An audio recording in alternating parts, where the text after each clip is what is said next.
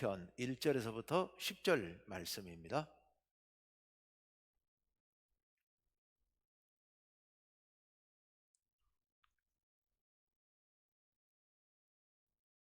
시편 75편 1절에서 10절 말씀 한 절씩 교독합시다. 하나님이여, 우리가 주께 감사하고 감사함은 주의 이름이 가까움이라. 사람들이 주의 기이한 일들을 전파하나이다.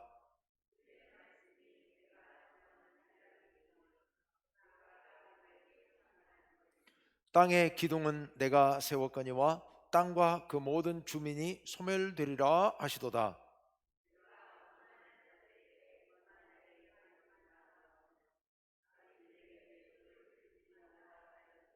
너희 뿔을 높이 들지 말며 교만한 목으로 말하지 말지어다.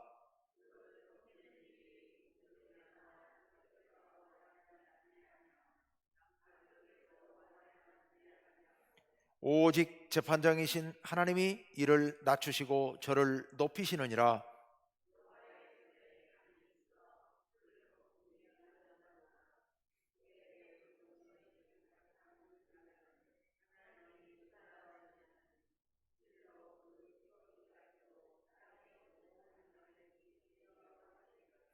나는 야곱의 하나님을 영원히 선포하며 찬양하며 또 악인들의 뿔을 다 베고 의인의 뿔은 높이 들리로다. 아멘. 심판의 신비라는 제목으로 말씀 전하겠습니다. 여러분, 그 아이들 통화인데요, 거짓말하면 할 때마다 코가 쪽쪽 길어나는 그런 얘기가 있죠. 예, 피노키오. 피노키오. 그 아이는 거짓말을 하면, 나쁜 짓을 하면 코가 쭉쭉 늘어납니다. 만약에 그것처럼 우리가 세상에 살면서 거짓말을 하거나 혹 나쁜 짓을 하거나 그럴 때마다 그 즉각 코가 뭐 길어진다든지, 아니면 뭐 머리가 빠진다든지, 아니면 뭐 귀가 커진다든지, 뭐 이런 일이 벌어진다면 우리 어떻게 될 것 같습니까? 그러면 사실 무심코 실수로 한두 번 할지는 모르겠지만 거짓말하는 사람 싹 없어지겠죠. 예, 나쁜 짓 하는 사람도 다 없어질 테고요. 그처럼 하나님께서 못된 인간들에게 즉각 심판을 하신다면, 성경에 나와 있는 것처럼 죽을 죄를 지은 사람들을 그 즉시 하나님께서 죽이시고 벌 줄 사람 그 자리에서 벌을 주고, 이렇게 된다면 어떻게 될까요? 지구상에 아무도 안 남아 있겠죠? 다 죽고 아무도 없을 거예요. 하나님께서 심판을 정말로 하실까요? 예, 정말로 하시기를 바라세요? 안 바라세요? 예. 지금 정장로님이 용감하게 바란다고 말씀하셨는데, 말씀 안 하신 분들의 계산을 한번 가만히 넘겨 짚어보면 이러실 것 같아요. 심판을 하나님께서 하시면 좋을 듯도 하지만 또 한편 생각해 보면 그 잘못하면 나도 걸려들 수 있는 거잖아요. 내가 혹 실수로, 아니면 내가 정말 숨겨진 나도 모르는 잘못을 저질렀는데 하나님이 가혹하게 심판을 해버리신다면, 안 봐주고, 그러면 나도 심판 대상이 될 수도 있는 일 아니겠습니까? 이게 불안하고 두려운 거죠. 이스라엘 백성들은 그래도 본인들이 하나님 앞에서 그래도 큰 잘못 저지르지 않고 선하게 살면 하나님께서 우리를 이렇게 의롭다 해주시고 구원해 주실 것이라고 믿었습니다. 예수님 오시기 전까지 얘기해요. 믿었습니다. 그러니까 그들은 하나님의 심판을 바라고 있었죠. 왜냐하면 나는 의로우니까 괜찮지만 만약에 하나님께서 심판을 안 해버리시면, 그러면 저 악한 인간들이, 저 악인들이 하나님의 심판도 없겠다, 더 악하게 굴 것 아니겠습니까? 지금까지 악하게 군 것도 아무 대가 없이 그대로 끝난다면 우리 좀 사실 의롭게 산 사람들에게는 너무 억울하고, 또 계속해서 앞으로도 의롭게 살기도 어렵고요. 왜냐하면 악인들이 득세를 할 거 아니겠습니까? 하나님께서, 우린 가끔 악한 인간들을 바라보면, 세상에 정말 나쁜 사람들을 바라보면, 정말 하나님께서 왜 저런 사람들을 심판하지 않으실까, 빨리 좀 심판을 하셨으면 좋겠다, 그런 생각들을 하죠. 그러니까 이스라엘 이 당시에도, 이 시편을 쓸 이 당시의 사람들도 늘 그런 생각을 했던 것 같습니다. 하나님께서 악인에게 벌을 주시고 의인에게 상을 주시는데 좀 즉각 해주셨으면 좋겠다, 이런 간절한 바람들을 갖고 있었던 것 같습니다. 주로 이제 연약한 사람들이 그렇죠. 화선할 데가 없으니까, 보호받을 수가 없으니까, 악인들이 계속해서 우리를 괴롭히니까 하나님께서 저 악인들을 즉각 좀 버려줬으면 좋겠다. 그래서 우리도 그런 말 하지 않습니까? 귀신은 뭐 하는지 모르겠다고. 저런 사람 좀 어떻게 했으면 좋겠다, 이런 생각들을 우리가 하죠. 오늘 이 시에 등장하는 이 선한 인간들, 선한 사람들도 그런 소리를 하는 겁니다. 하나님께서 즉각 심판을 해주시면 너무 좋겠는데 왜 안 해주실까, 이런 생각을 하고 있습니다. 하나님께 다 계획이 있으신 거죠. 하나님께서 계획이 있으세요. 자, 우리는 이제 마지막, 예수님께서 재림하실 그 마지막 심판을, 최후의 심판을 우리는 기다리고 있습니다. 그런데 그 심판이 언제일지 우리가 모르잖아요. 하나님 정말, 물론 하나님 당연히 지혜로우시죠. 우리가 하나님은 뭐 지혜롭다, 뭐 지혜롭지 않다 판단할 우리는 능력도 없습니다만은, 그래도 참 지혜로우시다 하는 생각을 해보는 게, 하나님의 심판의 날이 만약 정해져 있다면, 그 날이 만약 가깝다면, 만약 그 날이 멀다면, 하여튼 엄청난 문제들이 생길 거예요. 가까워도 문제고 멀어도 문제고요. 그런데 하나님께서 비밀에 붙이셨죠. 비밀에 붙여서, 그래서 알 수 없게 해놨습니다. 우리가 오늘일지 내일일지, 아니면 우리가 죽고 난 뒤일지, 앞으로 10,000년 후일지 아무도 모르는 거죠.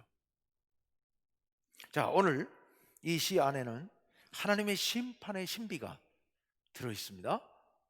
자, 먼저 1절 부분은 시의 도입 부분이기 때문에 주제하고는 한참 거리가 있는 일반적인 내용입니다만은, 같이 한번 1절을 다 같이 한번 읽어보겠습니다. 시작. 하나님이여, 우리가 주께 감사하고 감사함은 주의 이름이 가까움이라 사람들이 주의 기이한 일들을 전파하나이다. 아멘. 여기 첫 번째 부분, 하나님이여 우리가 주께 감사하고 감사함은, 이 말은 주님, 우리가 주님 앞에 마음을 다하여서 주님께 감사를 드리고 또 감사를 드립니다. 다른 말로 여기 감사한다는 말은 증거한다는 뜻이기도 합니다. 주님께서 우리를 향해서 베풀어 주신 그 많은 일들을 사람들 앞에서 지금 이렇게 이야기합니다. 이스라엘 백성들은, 우리는 이제 매주일 모여서 예배를 드립니다만, 이스라엘 백성들은 그렇게 못했잖아요.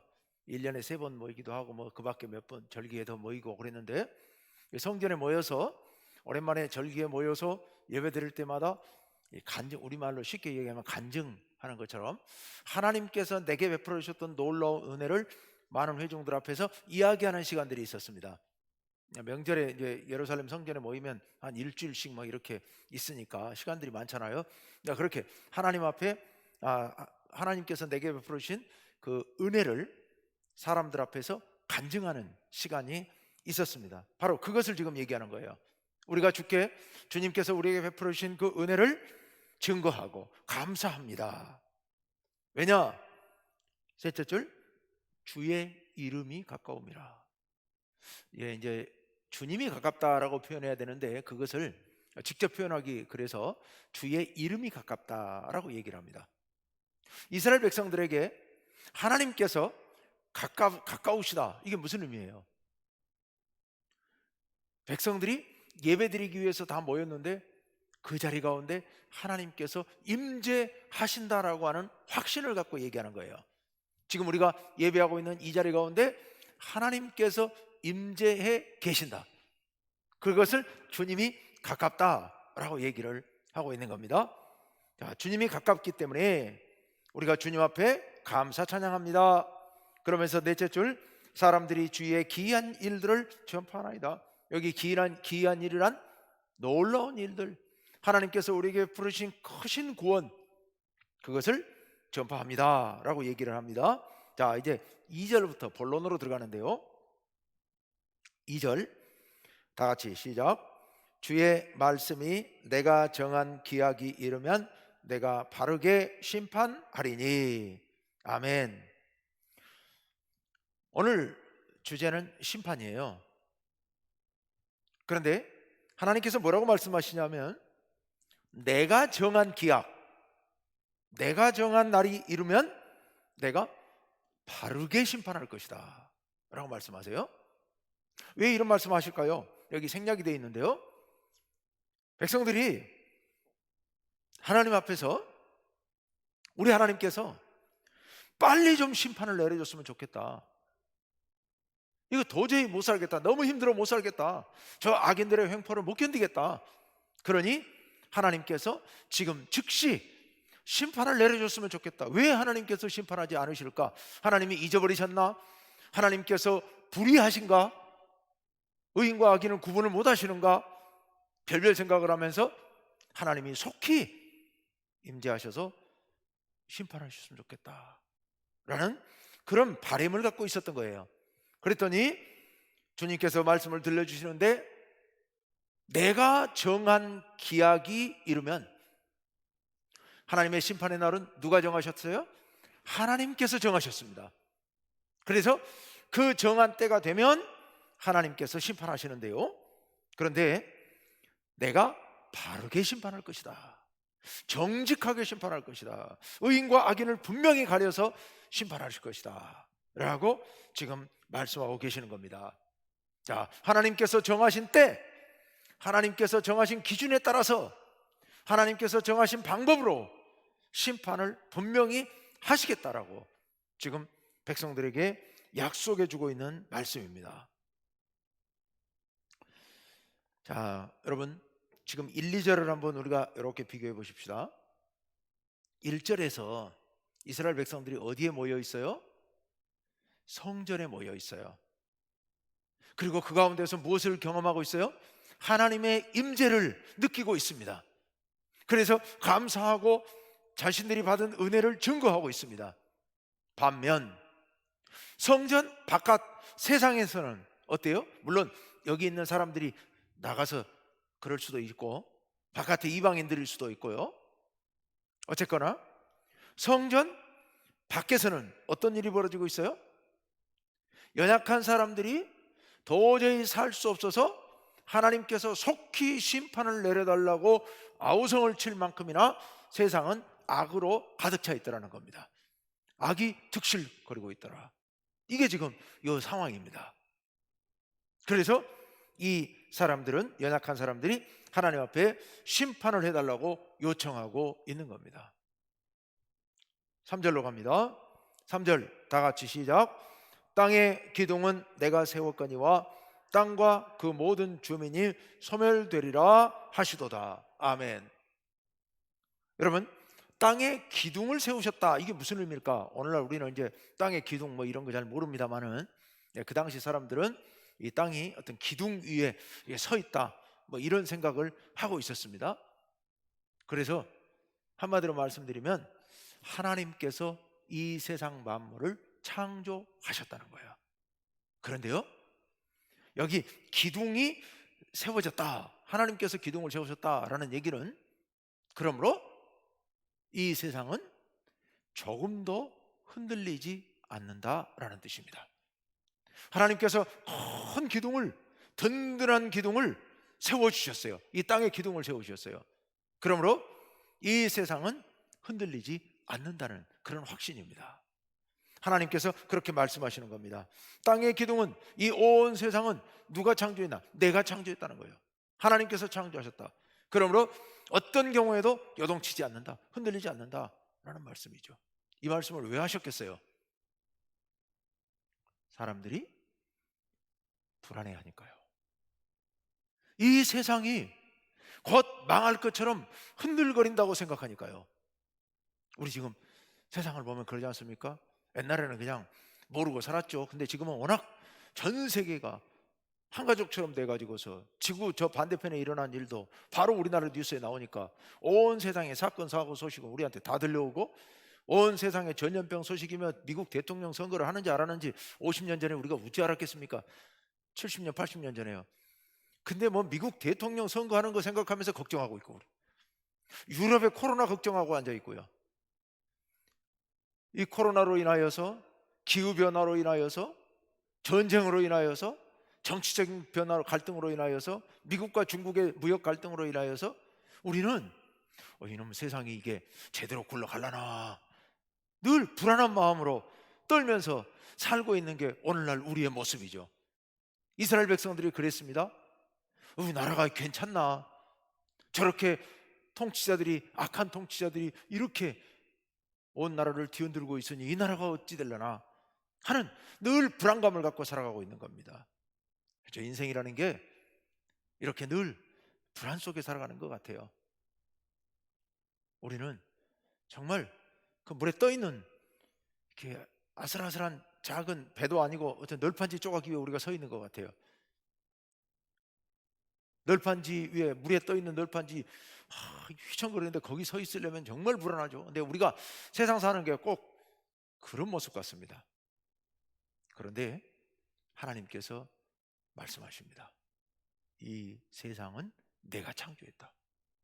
그러므로 내가 심판하기 전까지는 어떤 변화도, 어떤 두려움도, 너희들이 두려워하는 일, 그 어떤 일도 일어나지 않을 것이다 라고 말씀해 주시는 겁니다. 여러분, 세상 우리가 생각하는 것처럼 그렇게 불안하지 않습니다. 물론 우리가 잘할 건 잘해야 되죠. 하지만 이 우주 만물을 다스리시는 분은 우리 여호와 하나님이십니다. 하나님께서 든든히 붙들고 계시는 한 이 세상은 절대로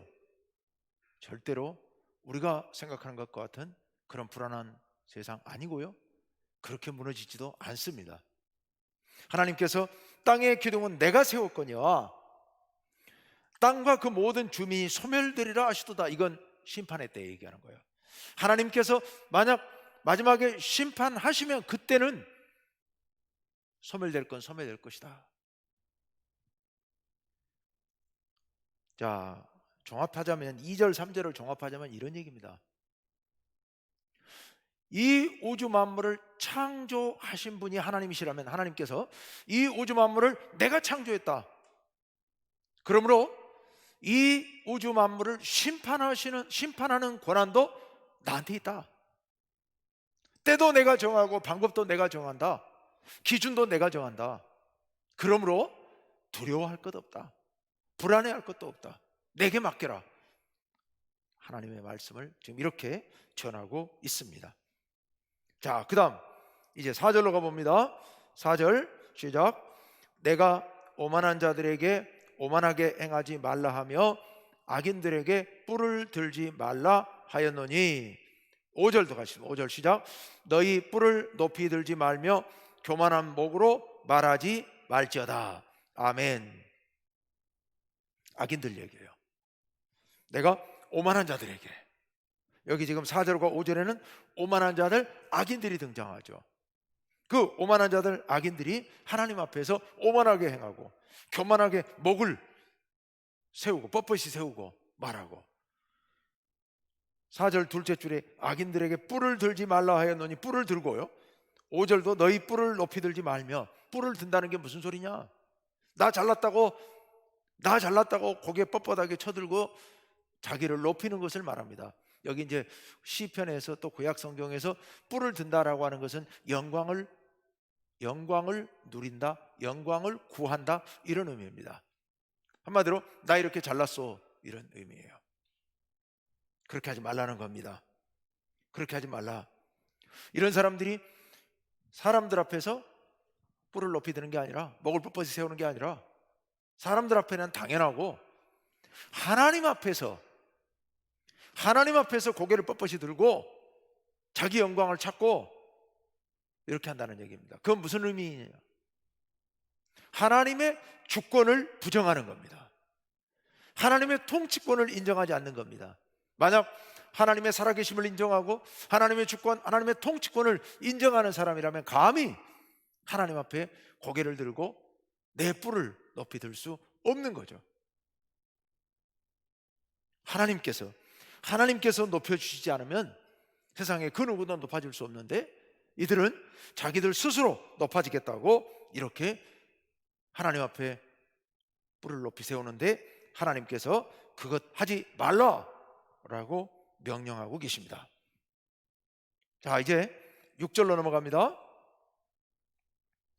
6절, 6절과 7절을 우리 같이 한번 읽어봅시다. 시작.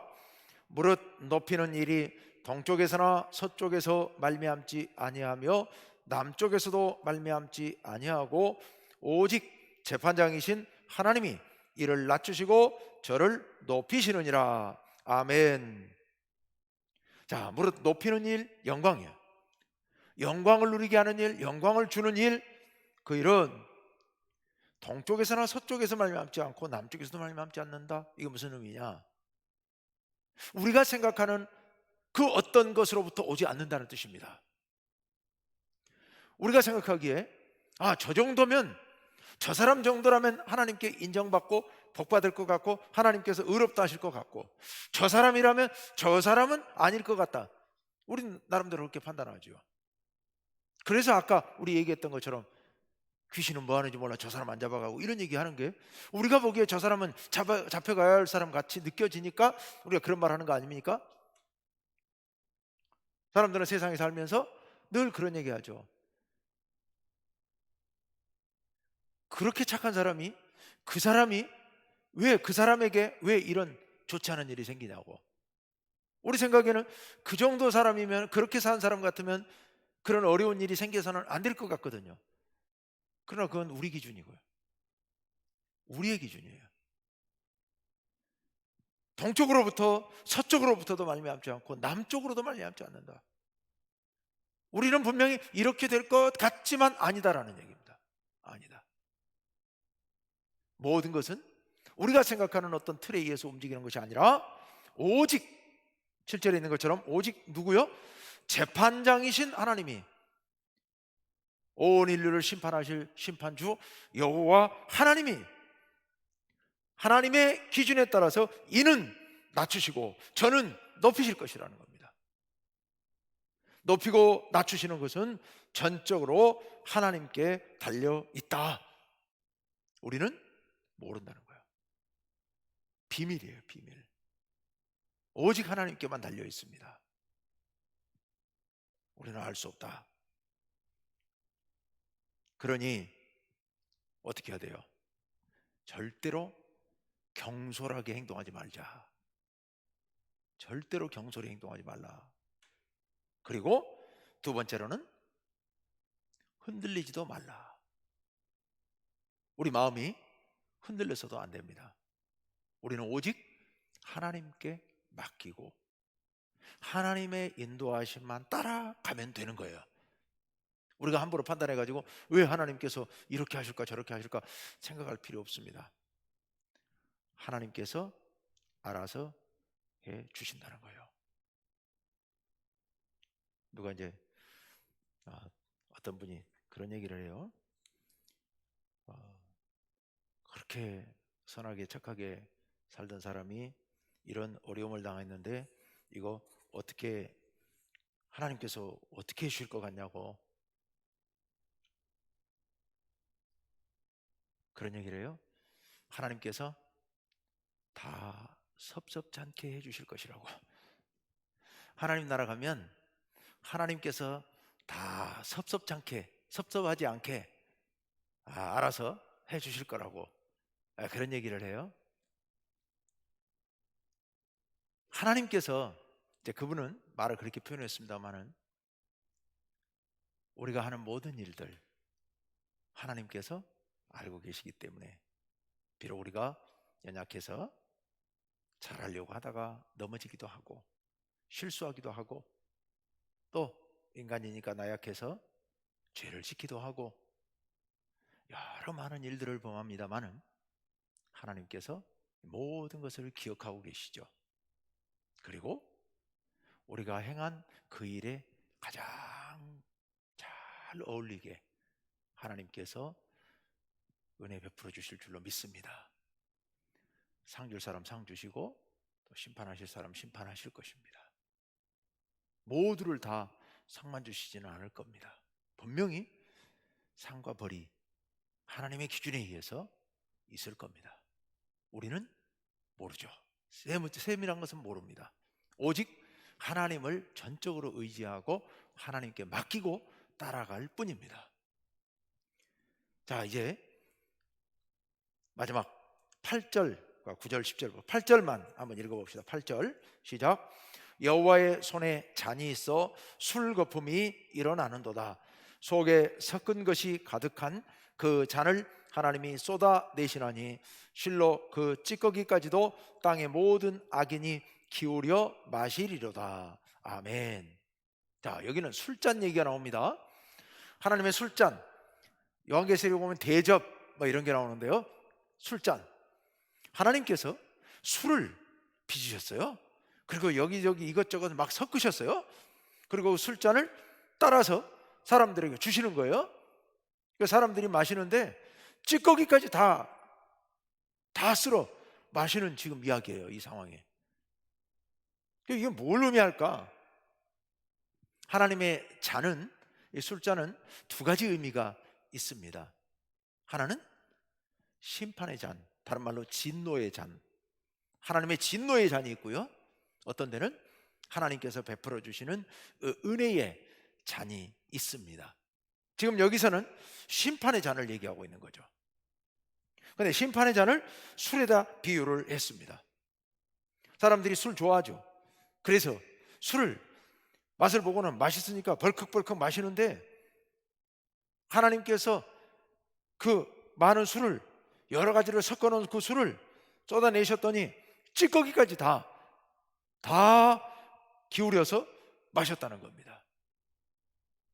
뭘 의미할까?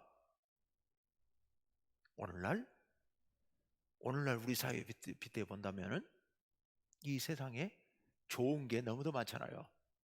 즐거운 게 너무도 많잖아요. 쾌락이 너무도 많잖아요. 우리 즐길 거리가 뭐 널려 있어요. 우리 이제 예수 믿는 사람들은 그런 악한 일에 접하지 않으니까 사실 잘 몰라요. 우린 잘 모르는데 사실 바깥에 나가면 요즘 이제 코로나 때문에 잠잠하긴 합니다만은 먹고 마시고 놀고 즐기고 뭐 음란한 짓 하고 이게 뭐 온 세상에 가득 차 있죠. 가득 차 있어요.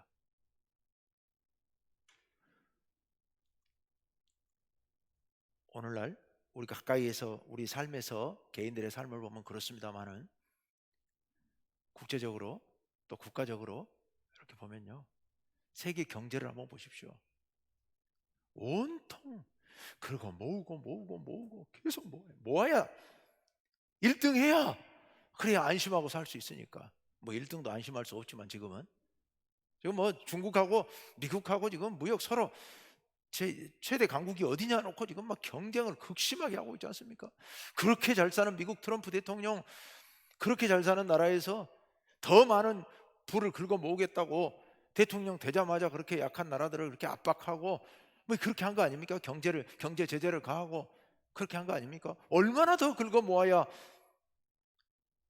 욕구가 다 채워줄 수 있을지. 뭐 거기만 그렇습니까? 우리 기업들, 삼성 이건희 회장 이제 갔습니다만은 멈추면 망하는 거예요. 멈추면 망해요. 잠시만 한눈 팔면 망해버리는 거예요, 기업이.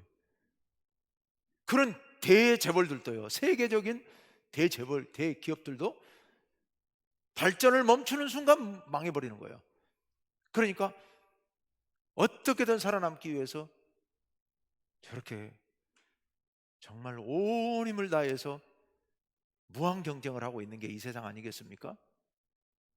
긁어 모으고 긁어 모으고 또 긁어 모으고. 요새 뭐 택배 회사들 그 뭐 경쟁이 붙으니까 어떻게든 더 많은 부를 얻어내고 더 많은 이익을 창출하기 위하여서 택배 기사들에게 그거 조금 덜 주고 어떻게든 좀 해보려고 그 못된 일들을 벌리고 그렇게까지 하지 너무 그렇게 무리수를 두면서까지 그렇게 하지 않습니까? 하나님께서 찌꺼기까지 다 긁어 마실 만큼이나 이 세상이 이렇게 탐욕에 젖어 있고 온 세상이 죄악에 물들어가고 있고 온갖 섞은 것들 그것으로 가득 차 있는 게 오늘날 이 세상입니다. 그런데 이렇게 마신 찌꺼기까지 다 마신 온갖 섞은 술이 하나님의 진노의 술잔이란 말입니다. 하나님의 심판의 술잔이란 말입니다.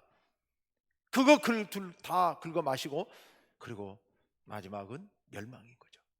마지막은 멸망이에요. 마치 소돔과 고모라를 보는 것 같은 그런 상황. 자, 마지막 9절 봅시다. 9절 다 같이 시작. 나는 야곱의 하나님을 영원히 선포하며 찬양하며. 예. 아까 1절에 하나님께 감사하고 증거하고 했었잖아요. 그런데 이제 9절에서 1절과 9절이 서로 이제 양쪽에서 균형을 맞추고 있는데요. 하나님을 영원히 선포하며 찬양하겠다. 그런 심판의 하나님을요. 그리고 마지막 10절 이제 결론적으로 예언을 합니다. 또 악인들의 뿔은 다 베고 의인의 뿔은 높이 들리로다. 아멘. 마지막 날 여호와 하나님께서 악인들의 뿔을 베버리시고, 그건 무슨 얘기입니까? 심판이죠. 그들은 마지막 멸망하게 될 것이란 말입니다. 악인들의 뿔은 베고, 그리고 의인들, 하나님의 뜻에 합당하게 살아가고 있는 모든 의인들의 뿔은 높이 들어주실 것이다 라는 얘기입니다. 연약한 백성들은 하나님께서 심판하지 않으시면 어떡하시나, 저 악인들의 저 못된 행적을 하나님께서 심판하지 않고 그냥 놔두시는가? 왜 그냥 놔두시는가? 그래서 불만 섞인 마음으로, 또 불안한 마음으로, 마치 이 세상이 무너질 것 같은 불안한 마음으로 떨면서 그렇게 부르짖지만, 하나님께서는 걱정하지 말라. 내가 세상을 창조했듯이 내가 이 세상을 붙들고 있을 것이고, 내가 정한 때에, 내가 정한 기준에 의해서, 내가 정한 방법으로 이 세상을 어김없이 심판할 것이다. 그래서 악인들의 뿔은 베고 의로운 사람들의 뿔은 높여주실 것이다. 이 세상, 이 악한 세상, 이렇게 술 먹고 흥청망청 저렇게 하고 있지만 그들이 마신 저 잔은 바로 진노의 잔이고 심판의 잔이다. 하나님께서 말씀하십니다. 여러분, 우리가 이 땅을 살아가면서 멀리 내다보고 하나님께 맡깁시다. 우리가 눈앞에만 생각해 보면 세상이 왜 이렇게 불공평하고, 왜 이렇게 못된 사람들은 점점 더 잘되고, 연약하고 착한 사람들은 이렇게 힘들고 왜 이렇게 될까? 불안해하지 말고 불만 갖지도 말고요. 왜요? 하나님께서 모든 것을 보고 계시고 모든 것을 기억하고 계시고, 마지막 날 하나님이 정하신 때에 하나님의 방법으로 심판하실 것이기 때문에요. 그 심판이 분명히 있을 것이기 때문에 우린 불안해할 필요 없습니다. 두려워할 필요도 없습니다. 하나님만을 굳게 믿고 흔들림 없이 매 순간 믿음을 잃지 않고 나아가야 될 줄로 믿습니다. 그럴 때 우리의 삶이 하나님 앞에서 참 행복한 삶이 될 겁니다. 하나님 믿고, 세상을 바라보면 희망이 안 보이지만 하나님 믿고 하나님께 희망을 두고, 그리고 힘있고 담대하게 우리의 주어진 길을 걸어가시는 성도님 여러분 되시기를 간절히 바랍니다.